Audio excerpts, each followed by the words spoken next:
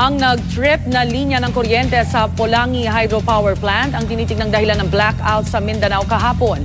Bagamat normal na ang transmission, hindi pa rin stable ang supply ng kuryente. Kaya nakakaranas pa rin ng rotational brownout ang ilang lugar sa Mindanao. May live report si Real Soroche ng GMA Davao. Real? Rhea, naging perwisyo ang nangyaring malawakang blackout dito sa Mindanao kahapon na tumagal ng ilang oras.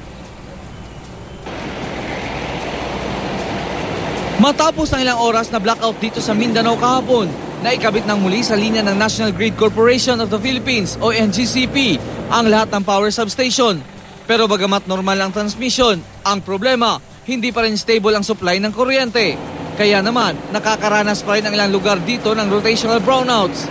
Hindi pa rin tukoy ang sanhi ng power interruption na nagsimula mag-aalas 4 ng madaling araw kahapon. Maging ang Department of Energy, nagulat daw sa nangyaring aberya. No indication at all. So you were surprised? We were all surprised. Wala pa po kaming specific and confirmed information as to the cause of the incident this morning. But we are working on restoration.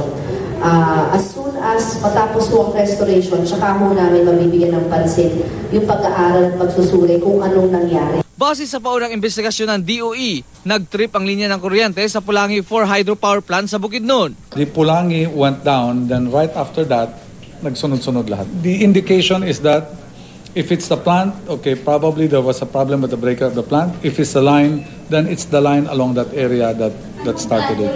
Aminado si Pitilla, maiiwasan sana ito kung sapat ang power reserve sa Mindanao. Ang problema, wala na ngang reserba. Kulang pa ang supply ng kuryente roon na dati nang sinabi ng DOE. Natutuyo na kasi ang tubig sa mga hydroelectric power plants sa Mindanao na pangunahing pinagkukunan ng kuryente. Batay sa datos ng DOE para sa taong ito, inaasahang lalo pang mahihigitan ng demand ang supply ng kuryente.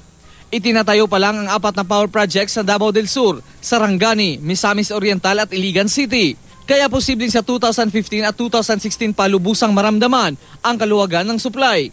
Tinatayang aabot sa 16 na milyong residente sa 23 probinsya at lungsod ang naperwisyo ng blackout kahapon.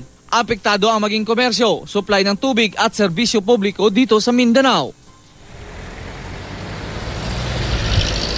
Rhea, bandang hapon ay bumalik naman ang supply ng kuryente dito sa Davao City. Pero ayon sa Davao Light and Power Company ay magpapatupad sila ng 1 oras na rotational brownout dito sa lungsod dahil hindi pa sapat ang supply nito. Yan muna ang latest mula dito sa Davao City. Balik sa iyo, Rhea. Maraming salamat, Real Soroche ng GMA Davao.